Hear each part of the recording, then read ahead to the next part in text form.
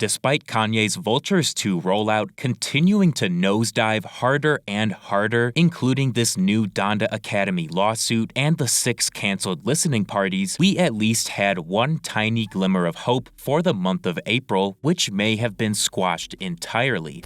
I love leaking! Like I said, throughout all the trials and tribulations the Kanye fanbase has had to endure in the past few weeks, including some real low points like DJ Ferris getting fished, getting baited with listening parties that weren't even real, and of course everything about the recent ex-employee lawsuit, we at least could look forward to the Sakara Pyramid Vultures show that was planned for April 20th. We even had a statement from the event promoter saying Kanye would be singing, and tickets for the event have been on sale for more than a handful of days now. And on top of all of that, when it was first announced, people were worried Kanye's previous reputation would impact the ability to get permits to perform, but it was confirmed he was good to go. And so we were blissfully shaking off the various L's that have came in the past few days, only to get hit with possibly our fattest one yet just a few hours ago.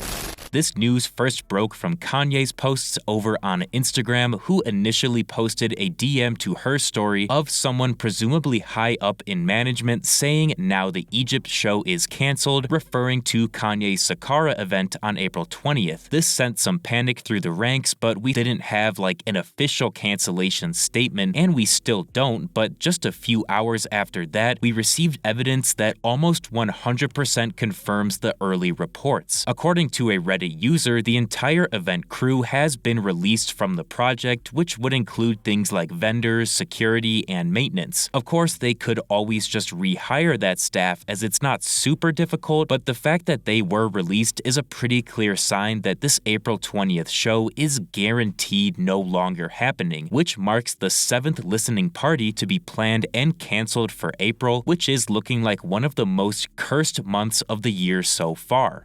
Earlier in the day yesterday, we also learned that Kanye actually offered each wonder of the world $6 million per location to host a Vultures concert. This was reported by the US Sun, who only a few weeks ago also broke news that Kanye wanted to buy large plots of land overseas in order to build venues and host his own shows the way he wants to. According to that old article from March 31st, Kanye apparently told real estate brokers that his maximum budget was $30 million, and it was reported he was being pitched land to buy in places like Morocco, Spain, Italy, France, and Portugal. So fast forward to yesterday, and the US Sun publishes a new article breaking the news that Kanye presented his $6 million offer to UNESCO, who manages these historical sites, and that he was obviously denied, with an employee even stating the offer would have been impossible to accept. They also mentioned that a music industry veteran with experience operating historical venues noted that regardless of Kanye's past reputation and controversies, it would be almost unfeasible to host concerts at places like the Colosseum in Rome and Chichen Itza in Mexico because they are historical monuments and not event fairgrounds. But he adds in that of course Kanye's reputation isn't helping anything, but bottom line, this was an absurdly ridiculous request and proves that even for people as rich as Kanye, money can only take you so far.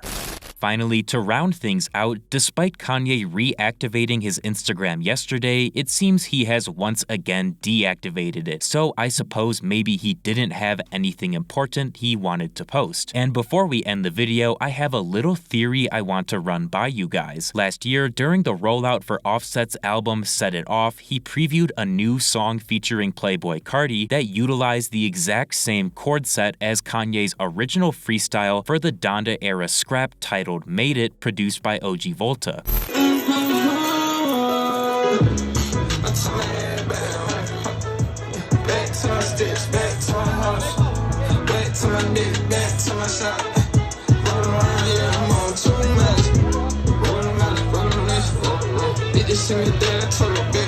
My exit, everything predictable. I just guess the guest list. Guess this to farm from Nestis.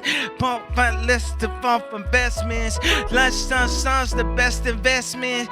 Time with your kids the best investments.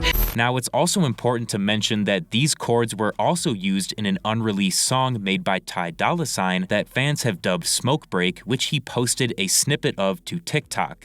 What if I made a song about taking a smoke break? Sometimes I gotta walk away, get away. Smoke break, time goes by, puffin' no lie, hoping that it gets me high. Man, the world is so cold.